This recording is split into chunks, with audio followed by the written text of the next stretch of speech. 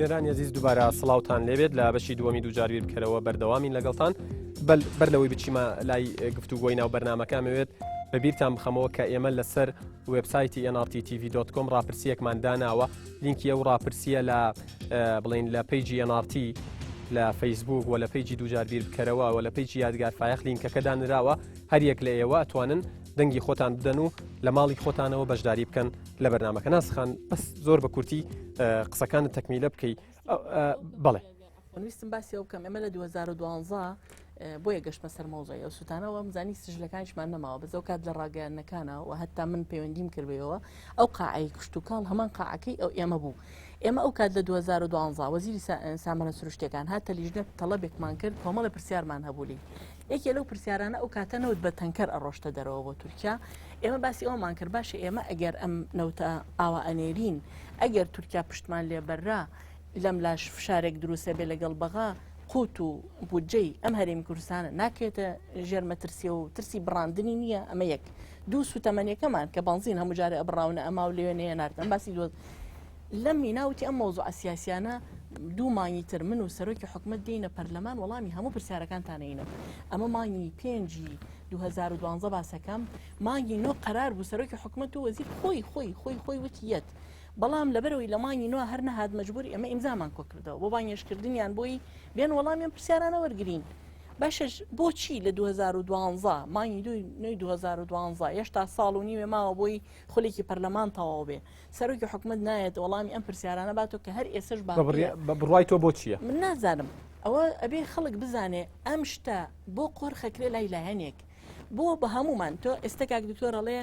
ئەبێ وەکو بڕیارێکی استراتیژی نیشتیمانی سیرکە میش لەگەڵیم ئێمە لە یەکەم ڕۆژ ئەم یاسا دەرکراوە پەرلەمانتارانی ئێمە لەگەڵەوە بوون کە ئێمە کەسنی هیچ کوردیە حەزنەکە بوونی یەکێتی و پارتی لەو مەلەفەدا کافیە خۆی و اقتصادی خۆی و چاڕوانی بەغانە بێ هیچ کوردێک نییە ئەمەی بەدڵ نەبێ بەڵام کاتێک تۆ ئیشێکی وا گەورە ئەکەی بێ بە مؤسساتی بیکەی هەرچی ڕێکخراوی شەفافێتە ئەڵەیە لە هەر شوێنە نەوت هەبوو پارە هەیە لەر شوێنێ پارە هەبوو گەندەڵی هەیە گەندەڵی هەبوو دیکتاتۆر دروستە بێ لەبەرەوە ئەبێ ئەم نەوتە بە مؤسساتی بفرۆشێ بەم شێوەی ئێستا بڕوات بڕوای ئێوە بە بڕوای ئێوە بە ملاحەزاتان لەسەر ئەو شێوەی کە ئێستا ئێمە بەرەوە بەو دیکتاتۆریەتان گاودنین نازانم ئەساوە لەعەلا ئەم حکومەتی تشکیلە بێ لەبەر ئەوەی حکومەتی یەکڕیزی ئەبێ و ئێستا مەسەرەن ئەو تا بەتەمان هەمانەی لەو 4 ساڵەیە تۆ هەبوو ئێستا شەتە هەتا ئێستا ئەساوە لەعەلا چوارشەمە نەمێنێ کە سەرۆکی حکومەت ئەڕاتە لیژنە ئەو پرسیارانەی ساڵی پێشوو ئێمە هەمان معەلقە لەسەر دەستی لیژنەی پیشەسازی کرد دکتۆر باسی ئەوەی کرد کە یەکێک لە ئەگەرەکان ئەوە بێت قوتی هاوڵاتیانی هەرێمی کوردستان و سوتەمەنی و بنزین و ئەم شتانە بکەوێتە مەترسیەوە و باس لەوە ئەکرێت ینی عێراق ئەوترێت ینی ڕێکخراوی تیرۆریستی زۆری تایە ملاحەزات زۆرە لە سەرمانە ئەوەتانە یەکێکیان بۆی نەبێ بەڕێکلام من هیچی لەسەر ناڵێم بۆی بینەروا هەست نەکا کە ئێمە ینی تەحریزی ئەو شتە ئەەکەین هیچی لەسەر ناڵێم کۆتایی پێهێنم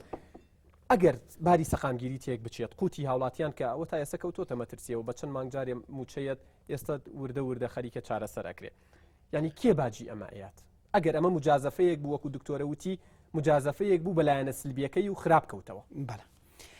طبعا پێش هەموو شتێک دەمەوێت جارێکی تر تاکید کەمەوە حکوومەتی ڕابردوو حکوومەتی دوو حیزب و چەند حزبێکی تری هاوپەیمان بوو چەند حزبێک لە ئۆپۆزیۆ بوون حکوومەتی ئەم جارە حکوومەتی هاوبەشی نیشتیمانیە ئەگەر ئەو کات فایلی نەوت و غاز لە ڕێگای کۆمسیۆنی با بڵێن یان ئەو لێژنەی باڵای نەوت و غاز پارتیوێکی تێدا ئەندام بووم ئەو جارەی حزبی تریش تێدا ئەندامە بن مانای وایە ئیدارەدانی مەلەوفی نەوت و غاز لە کابینەی هەشتمدا ئیدارەیەک دەبێت لەلایەن ئەو ڕنگدانەوە ئەو حکوومەتە هاوبەشە نیشتیمانی پێوە دەبێت ئەمە یەک دووەمیان بە تەبیعەت لە هەموو دنیاوا بووە کاتێک کە وڵاتێک ویستوێتی ببێتەوە خاوەنی سەرمایەی نەوتی خۆی کاتێک کە ویستوێتی کە پێشتر پێیان دەگو خۆماڵیکردنی نەوتیان تەمیمی نەوت ئەمە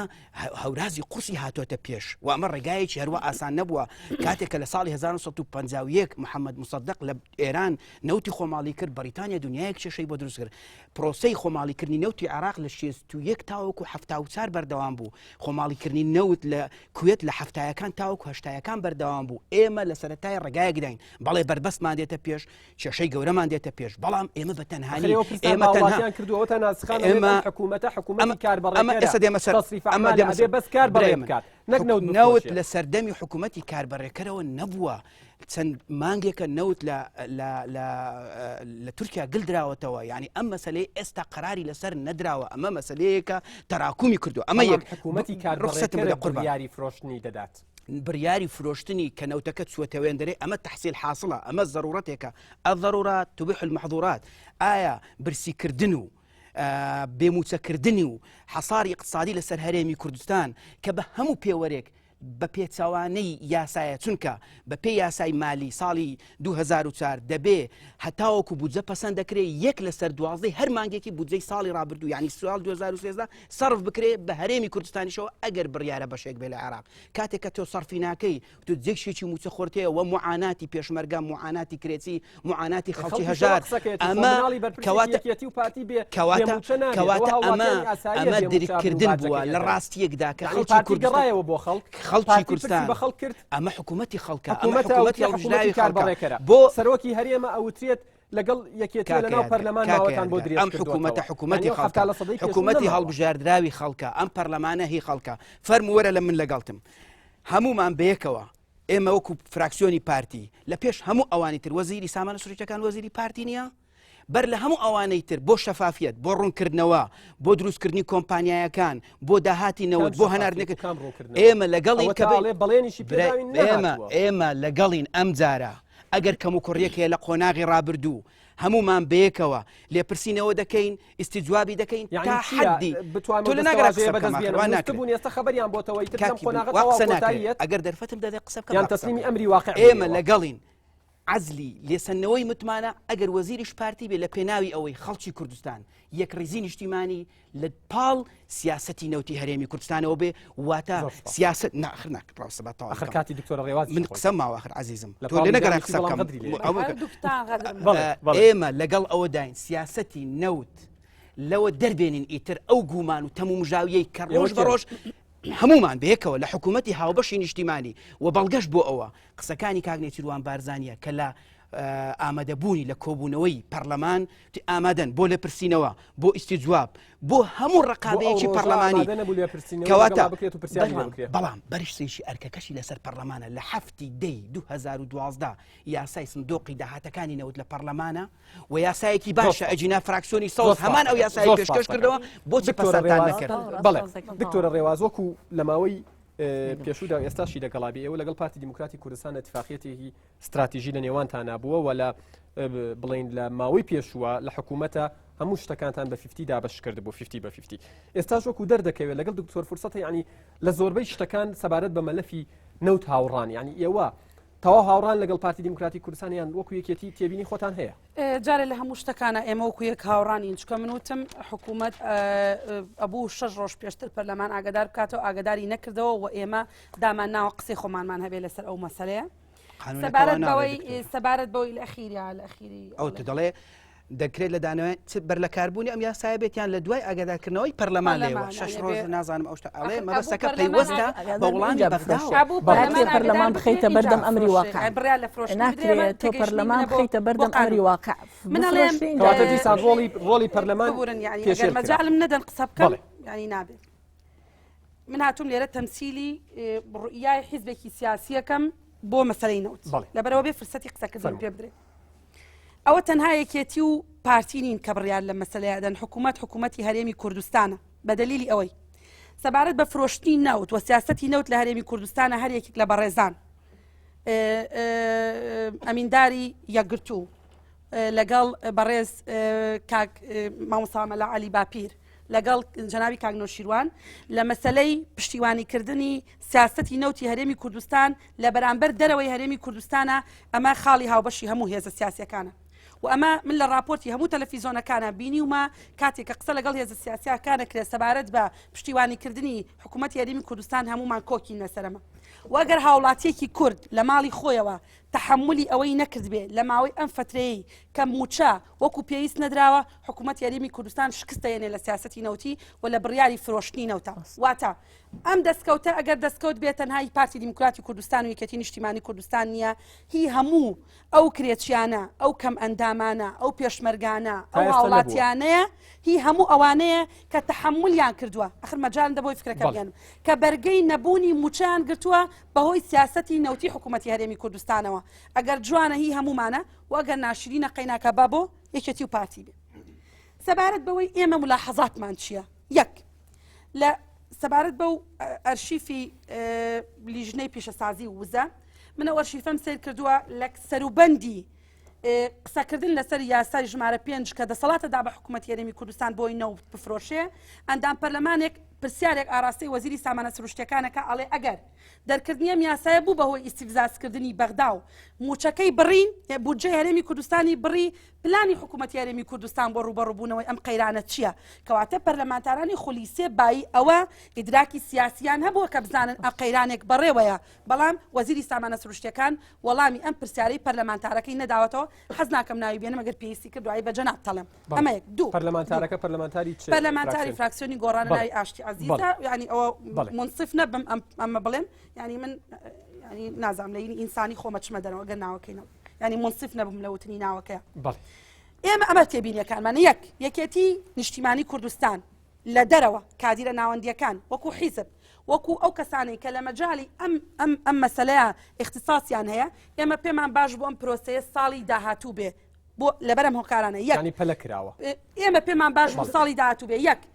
هەڵبژاردنێک بەڕێوە بوو و تەسەوری ئەومانە کرد یان خۆمان ئێمە لەوانە بووین کە ئەمانوت حکوومەتە بێ حکوومەتی بنکە فراوان بێ ئەو کاتە بڕیارەکە گشتگیری هەموو کۆمەڵانی خەڵکی کوردستانە بوو ئەوە یەک دوو وەختێکی زیاترمان لە بەردەستا ئابوو بۆ ئەوەی مفاوەزاتی زیاتر و دانوستانی زیاتر بکەین سێ بڕی ئەو نەوتەی کە بەرهەممانە هێنا زۆر زیاتر بوو لەوەی کە لە ئێستا بەرهەمی هێنین بە فرۆشتنی ئەو بڕەنەوتە داهاتی ناوخۆیی هەرێمی کوردستان و پێداویستێدارایەکانی حکوومەتی هەرێمی کوردستان خاڵی ئیجابی زیاتر بوو بەڵام کە ئیشەکە کراوە ئەوە بڕیاری حکوومەتی هەرێمی کوردستانە بەڵێ قسەی زۆرمان هەیە ئێمە قسەی زۆرمان هەیە لەسەر جێبەجێنەکردنی یاسای نەوت و غاز ژمارە 22 ساڵی 2007 لە دروست نەکردنی کۆمپانیاکان لە سندوقی داهاتەکانی نەوت بۆ نمونە خەمەزانی بەرامبەر بەوەی کە ئەمانە نەکراوە من تەسەوڕەکەم ئیرادەی سیاسی لەگەڵ ئەوە نەبووە کە سندوقی داهاتەکانی نەوت هەبێت یەکێتی و پارتی بوون لەم هەرێمە من ناو ناهێنم بەڵام ئیرادەی سیاسی لەگەڵ ئەوە نەبووە هەرچەنە حکوومەت خۆی پرۆژەکەی ناردۆ دوای سەحبی کردەوە ئێمە وەکو فراکسیۆنی سەوز بە کەمێک دەستکاریەوە هەمان پرۆژەی حکوومەتمان پێشکەشی پەرلەمانی کوردستان کردوتەوە و خوێندنەوەی یەکەمی بۆ کراوە بەڵام یەک ملاحەزەم هەیە زۆر بە کورتی لە هەموو یەک نمونەی تیتی ئۆپکۆ هێنمەوە کە تەقتەق کۆمپانیا لە دوو کۆمپانیا ئەم کێڵگەیە بەڕێوە ئەبا یەکیشان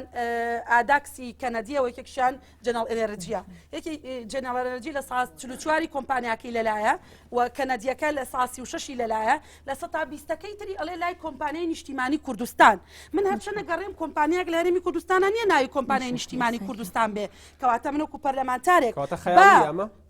ئەم پرسیارەکە ئەمەیە با جێگری سەرۆکی حکوومەتی هەرێمی کوردستان لە یەکێتی نیشتیمانی کوردستان بوو بێ و ئەندام بوو بێ لێرە با وەزیری دارایی ئەندام بوو بێ لەم ئەنجومەنە بەڵام وەکو پەرلەمانتارێکی یەکێتی نیشتیمانی کوردستان لە بڕی ئەو لە 120ی کۆمپانیای نیشتیمانی کوردستان کە لە ئەسڵا وجودی نییە بەڕاستی خۆش نابم و حەقی خۆمە پرسیار بکەم بڵێم ئەگەر لە لای وەزیری داراییە ئەبێ سزای خۆی وەرگێ ئەگەر لە لای کۆی حکوومەتە ئەبێ سزای خۆیان وەرگرن سزای ئەوەی کە پەرلەمان پێ ئاگاتان لی نییە من وەکو نەخێر من وەکو پەرلەمانتار پارتی ئاگای لێتی من بۆی دوای دکتۆر فەرسەکان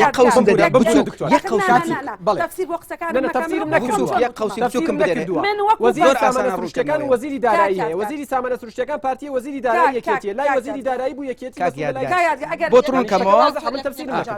ئەگەر تۆ بۆ نییە تەفسیری قسەکانی من پێوە کۆی کە خۆتم تەفسیرم نەکردووە من ئەڵێم وەکو ئەڵێم بۆی ئاگاداری دکتۆر تۆ گوێت لە من نەگەداخن ئەڵێم وەزیری سامانە سروشتیەکان پارتیە وەزیری دارایی یەکێتی بووە باشە ئەگەر وەزیری دارایی ئاگادار بێت تۆ وتت ئەوە وەزیری دارایی بێ محاسبە بکرێت لە پشکی یەکێتی و یەکێتی ئاگای لە هەنگاوە بوو ئەگەر وەزیری سامانە سروشتیەکانیش بێ ئەوە پارتی ئاگای لێ بوو ئەگەر هەردوو لاش بێ ئەوە هەردوو لا کاکیاتگار جایسە وەزیفەکانی ئێمە جاکەرەوە نەبوو وەزیفەکانی ئێمە جاکەرەوە من پەرلەمانتارم ئەم پیاوەش پەرلەمانتارە من ئەڵێم حەقی خۆمە وەکو پەرلەمانتار کە خەڵک دەنگی پێداوم و بەشێکی زۆری دەنگەکانی کە من هێناومە وتومە لە مەسلەی نەوت تا قسەتان بۆکەم من لەم لە 120 خۆش نابم قوسێکی بچووکم نادەیت بمبورە دکتۆر لەگەڵ ئەگەر پرسیارەکە بۆ تۆ بوو هەر کەس پرسیارێکی کرد تۆ لە قوسەکەی بەقەدەر دوان حەقبەی بە من ئەگەڕەکەوانە چونکە بەرنامەکە و لە یەکەم بەخێراتنی میوانەکانەکەم وا بڕیارە لەم ڕۆژانەیە سەرۆکی حکوومەتی هەرێمی کوردستان نێچیڤان بارزانانی بۆ ئەندا پەرلەمانەکان دوکتۆر ڕێواس و کەفەرات لەم بوا بڕیارە لەم ڕۆژانەیە نێچیڤان بارزانانی سەرۆکی حکوومەتی کاربڕێکەر بگاتە پەرلەمانی کوردستان بۆ جاری دووەم ئێوە وەکو ئەندام پەرلەمانەکانی کوردستان و نێچیڤان بارزانانی وەکو سەرۆکی حکوومەتی کاربڕێکە گریمانی ئەوە دەم بە خەڵک کام نەوتەی ئەچێتە دەرەوەی هەرێمی کوردستان تا ئێستا نەزانراوە ئەچێتە کوێ بۆ خەڵکە سوود و قازانجی یان بۆ جێخۆشکردنی مەسئولەکان قەوسەکە وەرەگرمانە طبعاً ئێمە نوێنەری ملەتین هەر شتێک لە پێناوی ڕۆشنکردنەوەی ئەو تەموو مژانە بێ کە لەسەر داهاتەکانی هەرێمی کوردستانە بە هەموو داهاتەکانیەوە بە ڤەڕائیبەوە بە بازی گومرجیەوە بە نەوت و غازیشەوە دڵنیا بن لەوەی کە ئێمە لەگەڵ میلەتی خۆمانداین و ئێمە لە سنگەری ملەتی خۆمانین و بڕیاریشمانداوە لە پەرلەمان هەمومان بە هەموو فراکسیۆنەکانەوە چاودێرێکی تند و چاودێرێکی مەوزوعی و حیادی بین لە پێناوی ئەوەی ئەم جارە وەکو باسم کرد داهاتەکان بەڵێ کەواتە بەنسبەت دروستکردنی کۆمپانیایەکان بەنسبەت دروستکردنی سندۆقی داهاتەکانی نەوت حتا تەنانەت ئەو داهاتانەی بۆ ژینگە ئەوەی بۆ ئەجیالی داهات و ئێمە خاڵ بە خاڵ بە دوویدا ئەڕۆین و کە نەشکرایە کەم و کوڕی منیش هاوڕام لەگەڵ دکتۆر ڕێواز ئێمە لە پەرلەمان وەزیفەمانە کەم و کوڕیەکانی حکوومەت گەندەڵیەکانی حکوومەت بپۆشین دەبێ بە مەردانە بە جوامێرانە چاودێرێکی سەرسەخیت بین بۆ ئەوەی بتوانین ڕۆشنی بکەینەوە باش سەبارەت بەوەی ئایا بۆ کوێ دەڕوا چۆنە طبعاً کاتێک ئۆکسۆن مۆبیل شێڤرۆن تۆتاڵ ئەو کۆمپانیا زەبەلاحانە کە ئەمانە بەڕاستی مؤسساتین کە دێن عقد لەگەڵ هەرێمی کوردستان دەکەن ئەمانە هەروە بە هەوا و بە بەلاشەوە نایەن عقد بکەن کاتێک کە عەبدوڵڵا گوڵ دەڵێت ئەمە دەستوریە ئەمە هەر لە خۆیەوە ناڵێت کاتێک کە ئیتالیا و ئەڵمانیا و 20 کۆمپانیای تر ئێستا سڕیان گرتووە بۆ ئەوەی نەوتی کوردستان وەربگرن ئەمە بنەما بە قسەک ئەمە چی لەکەن ئەخەت سەبارەت بە قسەکەی قسەکە بەغدا مەبەستم نووری مالکی و شارستانی و بەرپرسەکانە بۆ کۆمپانیا نێودەوڵەتیەکان نەوتی هەرێم مەکڕن باشە ئەوان گوتیان عقودەکانی هەر کۆمپانیەکانمان ئاگادار کردوەوە کە نەوتی هەرێمی گوتیان هەر کۆمپانیایەک بێتە هەرێمی کوردستان و عقدی لەگەڵ بکە ئەم کۆمپانیایە سزا دەدرێ و دەردەکرێت ئۆکسۆن مۆبیل تەسحیەی بە بەسڕا داهاتە هەرێمی کوردستان و سەرکەوتنیشی هێنا ئێستا دەڵێ ناوی بفرۆشن ئەوەش دەکرێت چونکە قووەتی هەرێمی کوردستان علاقاتی هەرێمی کوردستان ئاڵای کوردستان لە ئوردن ئاڵای کوردستان لە ئیتالیا ئەمانەی وایە کلیل و دەرگای گەورەمان بەڕووکراوەتەوە سەیری سایتی وەزارەتی سامانە سروشتەکان کەن بەم شێوەش ماڵوێرانی نییە ئەرقامی تێدایە داتای تێدایە بەڵام کەم و کوڕ هەیە بەڵێ کەم و کوڕی هەیە وەرن با بەیەکەوە چاکی بکەین بەڵام بەم شێوەش کەس نەزانێت چۆنە بۆ چێ دەڕوا ئەم عەقدانە عەقدی قانونی بە کۆمەڵێک من یەکێکە بم لەو پەرلەمانتارانی کە بەشدارە بم لەو کۆبوونەوەیە لەبەرەوەی بەتەنها سەرۆکی فراکسیۆنەکان لەگەڵ لیژنەی سامانە سروشتیەکان و وزە لەگەڵ دارایی لەوێ ئامادا بن لەگەڵ سەرۆکاتی پەرلەمان ئێمە وەکو فراکسیۆنی یەکێتی یاداشتێکماندایە سەرۆکاتی پەرلەمان ئەزانین کە سەرۆکی حکوومەتی کاربڕێکەر دێت بۆ ئەوێ بە خۆبەخشی دێت چکە ئێمە ناتوانین بانگشتی بکەین لەبەرەوەی حکوومەتەکە حکوومەتێکی کاربڕێکەرە ناتوانین پرسیاری لێ بکەین لەژێر چاودێری پەرلەمانی لەژێر چاودێری پەرلەمانان نیە نەخێر ئێستا ئەو خۆی دێ ئێمە وتمان مادەم خۆی دێ و ئامادەیە وەڵامی پرسیارەکان داتەوە با لە دانیشتنێکی پەرلەمانە بێ تا ئێستا وەڵامی سەرۆکاتی پەرلەمانمان وەرنەگرتووەتەوە اینجا ئەوە ئێمە چوارشەمە ئەیزانین ئێمە چوارشەمە ئەیزانین بێگومان یەکێک لەو پرسیارانەی کە من لە جیاتی یەکێتی نیشتیمانی ژەیکەم پرسیاری لێکەم بۆ کێوە چێکێ لێمانەکڕێ ئەگەر لیان نەکڕین ئێوە چیەکەن وەکێ باجی ئەم بڕیارەدا لە جیاتی لە پەرلەمانتارێکی یەکێتی لە بری هەر هەمووتان فەرموو کاگادار سەرەتا دەستخۆشی بەرنامەکە و لێکەم و بە خێراتی میوانە بەڕێزەکان دەکەم سەرەتایی بەرنامە پرۆگرام باسی ئەمریکا و بەغدا و تورکیا و شێوازی مامەڵەکردنی پارتی کرد من لێرە پێ دەڵم ئەمریکا و بەغدا دۆڕان تورکیا نێوەنگیری خۆی بە سەرکەوتووی کرد شێوازی مامەڵەکردنی پارتیش لەسەر و زۆر باشەشەوە بوو پارتی دیموکراتی کوردستان باشە بەدەر لە ئەمریکا بەدەر لە ئەمریکا چێ ناڵێ براوی جەنگی جیهانی دوو هەم ئۆکەی بۆ هەرێمی کوردستان کردووە پرسیارەکەی منیش بۆ خاتو ناسکەیە لە دوای پێڵم لە دوای ئەم هەموو دانوستانکاری و لە دوای ئەم هەموو چاوەڕوانی گەلی کورد بۆ بەغدا و هیچ وەڵامێکی دەست نەکەوتوو لە بەغدا باش ئێوە هەمووتان وای دانانێن ئێوە وەکو یەگرتو وای دانانێن دژی ئەم سیاسەتەن کە هەرێمی کوردستان بەرەو داهاتویشی گەش و بەرەو دەوڵەت بوون دەبا و بەرەو بەستت گەیشتووە بە یارمەتی خۆت کاتی هاوڕێ ئێوە دانانین ئێوە دژی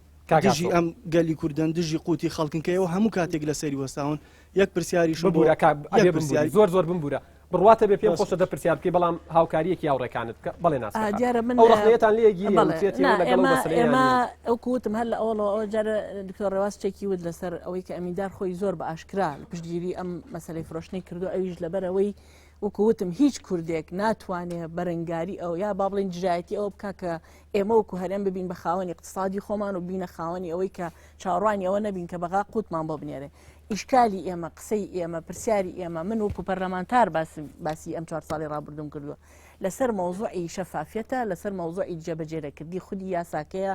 کە ئەو ئەنجومەنی هەرێمی کاک دکتۆر فەرسەد باسێکە یەکێکە لەو مادانێکەوە ئەکا لەوەی کە شەفافیت بەرقەرار بێ لە مەسلەی نەوتە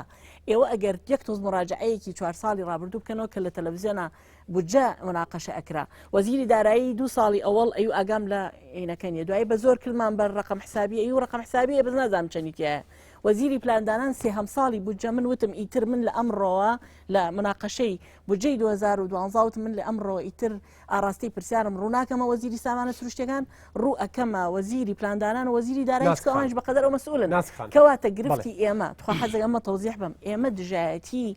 ئەوە ناکەین کوردستان بێ بە خاوەنی پارەی خۆی و اقتصادی خۆی و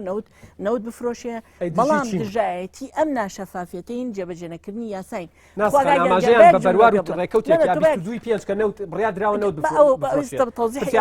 ئەمە یەکەم جارە هەرێمی کوردستان نەوت دەفرۆشێ تەوزیحی ئەوە بم باشە بۆ بە پەلەپەل لە خلالی یەک ڕۆژە بڕۆن سەیری پرۆتۆکۆلکەن سەیری ئەو کاتەکەن بە یەک پەلەپەل یاسای ئەم یاسای ژماری 5 2014 ڕایە پەرلەمان ئێمە حەپەساین بە یەک ڕۆژ بە لەگەڵ لیژنی یاساییە ئێمە نەمان بینی بۆ لیژنەی پیشەسازی وزە لەگەڵ لیژنی یاساییە وەزیری سامانە سروشتیەکان ئەم یاسایی هێنا حتا من نقطە نظایم گرتم کاکە لانی کەم نیم سەعاتمان بینی با سەیری کەین بەڵام سندوقی داهات بۆ چکە ئیرادەیەکی سیاسی هەبوو و یەکێتیش مشارک بوو لەگەڵی و ئێمەش لەبەرەوەی مەوزوعەکە باسی استحقاقاتی کوردی ئەکرد لەگەڵ هەرێمە تۆ ناتوانانی دژایەتی شتێکی ئاوا بکەی ناتوانانی ببیتە بەربەست بۆ یەکێتی و پارتی بەمەبەست ئەو تەمەموژیان دروست کردووە یان چی بووە ئەزای قەزم چییە مەوزوع دیسان ئێڵێمەوە مەوزوعی نەوت و اقتصاد ئەبێ هەموو هەمان هەوڵ بین شەفافی و بە مؤسساتی بکرێ چونکە قۆرغ بوو لە لای لایەنێک لای دەسەڵات قۆرغ تا ئێستا ئەرە والله یەک پرسیار زۆر بە کورتی وەڵام بدەیتەوە چوارشەممە وەڵامی هەنێ پرسیار وەرگێ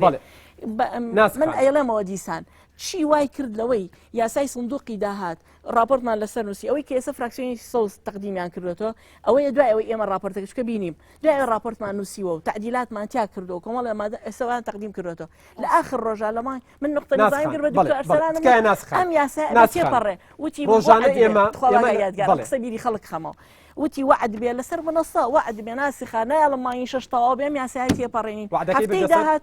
هەفتەی داهاتوو وتی وڵا سەحبیان کردوێتەوە دەوڵەمەند یەکەن و ئەی کە ئێنێتەوە وتی هەر چۆنێکمان کرد لە 36 خەڵمە وەڵامی ئەم پرسیارم بەرەوە تکایە بۆی تەوازنی کاتەکە وەکو خۆی لێبێتەوە کەس گلەی نەبێت ڕۆژانە ئێمە لەسەر جادە و ڕێگاوبانەکان و سەر سنوورەکان و تەسووی دەکرێت و چی هەر تانکەری نەوتە و ئەڕوات یەکی ئەڵێ نەوتە یەکی ئەڵێ نەوتاوە یەکی ئەڵێت نادەم چی نەفتایە هەر ئەنواع ناوی لێنراوە ئەمە لە 22 پێنج کە قەرار دراوە ئیتر بڕیار دراوە ئەم ساڵ نەوت بفرۆشرێت یەکەم جارە حکوومەتی هەرێم نەوت ئەفرۆشێت پێشتریش فرۆشتومانە خۆی ئەڵێ پێشتر بە تەنکەر فرۆشتومانە خۆی وەزیری سامانە سروشتەکان ئەڵێ لە لیژنە ئەڵێ داهاتە لەکوێ ئێمە یەکە لە پرسیەوەکو و پێم وتی من لەمانی لە 2012 پرسیارم لە وەزیر کردووە لە لیژنا وتومە ئەم داهاتە کوا ئەم نەوتە ئەڕوا ئێمە چۆن زمانی ئەم میلەتە بکەین ئایا تورکیا دەستمان لێبەر نایە ئایا حکوومەتی عێراق قوتمان لێ نابڕوتی ئەم پرسیارانە لەمانی نوێیە یەکێتی شەمان پرسیاری هەبوو یان یەکێتیش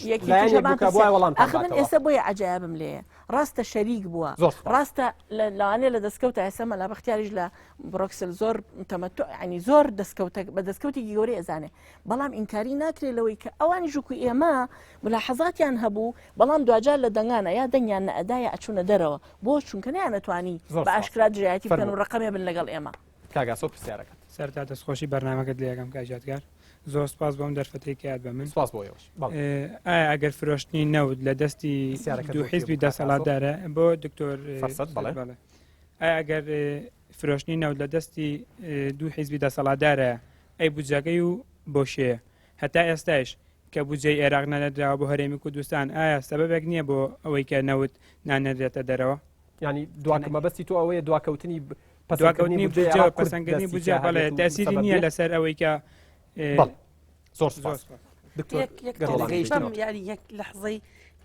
نیو دقم دەرێت پێمەڵەن کاتی ناو بڕە باش بە یەک لەحظە ئەمە راپۆرتی وەزارەتی سامانە سروشتیەکانە باسی ژمارە و تەنکەرانە کە هەناردەکردنی نەوت لە ڕێگەی تەنکەرەوە ئەو هەموو ژمارانە باسەکە بەڵام داهاتەکەی پرسیاری پەرلەمانتارانە ئەیانەیە بزانن ئەم داهاتە بۆچی خەرج کراوە لێرە وەزیری سامانە سروشتەکان خۆی ئیعترافەکە بەوەی کە نەوت بە تەنکەر نێراوەتە دەرەوە بەڵام ئێمە من پەرلەمانتارێکم کە نازانم ئەم پارەیە لەکوێیە وەکاتی ژڕەنە ئەگەر ڕخسەت دەی من ئەمە ڕوونکەمەوە ئێمە مامەڵە لەگەڵ دامەزراوەیەکەین دامەزراوە وەزیرە خۆدزینەوە بێ لە پرسیارەکە نەخێر ئێمە باسی دەوڵەتی مؤسساتیەکەی تۆ لە هەندێک جێگە نوێنەرایەتیەکێتی لە هەندێک جێگە نوێنەرایەتیەکێتی ناکەی نا هەمیشە نوێنەرایەتیەکێتیەکە نە وەکو پەرلەمانتار سێرکە وەکو پەرلەمانتار نە بە حقیقەتێک پێ بڵم من پێ دەڵێم ئەو کەسەی یەکێتی کە لە ناو دامەزراوەیەکی حکوومەتی هەرێمی کوردستانە وجودی هەیە ئەوەنەی بەرپرسیارەتی بەرئەکەوێ من وەکو پەرلەمانتار چاوپۆشی لێ ناکەم حەقی منە قسە بکەمان طبعا ئێمە جارێکی تر وەڵامی پرسیارەکە دەدەم و بەڵام حەقی کۆمنتیشم هەیە جارێکی تر تەکید دەکەینەوە وەزیفەی ئێمە لە پەرلەمان لە فراکسیۆنی زەرد ئەوە نییە کە مکۆڕیەکانی حکوومەت داپۆشین بە هیچ شێوە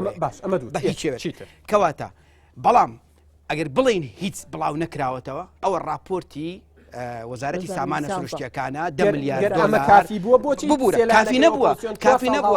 پەرلەمان وەزیفەیەتی ئەگەر 10 ساڵ پێش ئێستاش لە ڕێگای مؤسساتی مختص نەزا هەیە ڕقابەی مالیە دەستەی هەموو ئەو دەستە و دامەزراوانی ئیدعای عامە بە دوو دابچین دینار بە دینار ئەوەی کە لە ڕابردووش ئەگەر گومان هەیە لەسەری ئێمە هاوکار دەبین پاڵپشت دەبین بە دوای دادەچین بەڵام قسەکە ئێستا بەرنامەکەیمە ئەوە نییە بەرنامەکەیمە ئەوەیە ئەمڕۆ ببوورە بەرنامەکەیمە ئێستا ئەمەیە سیاسەتی نەوت و خۆماڵیکردنی نەوتی هەرێمی کوردستان ئیستقلالیەتی مالی هەرێمی کوردستان لەم قۆناغا کە حکوومەتی مالیچی کە حکوومەتی عراق بە هەموو شەیەک فشارمان لەسەر دەکات تا حەد گەیشتە ئەوەی جورئەت بکات موچەی خەڵک ببرێت کە بە هەموو پێوەرێک پێچەوانەی دەستورە پێچەوانەی یاسایە لە دوای ناوبڕەکە وەڵامی پرسیاری و کاکەیە بەرەو بمبورە بەڵێ بینەرانی عەزیزم لە دوای ناوبڕەکە لە بەشی سێهەم و کۆتایی دووجار بیر بکەرەوە بەردەوامە بین لەگەڵتان.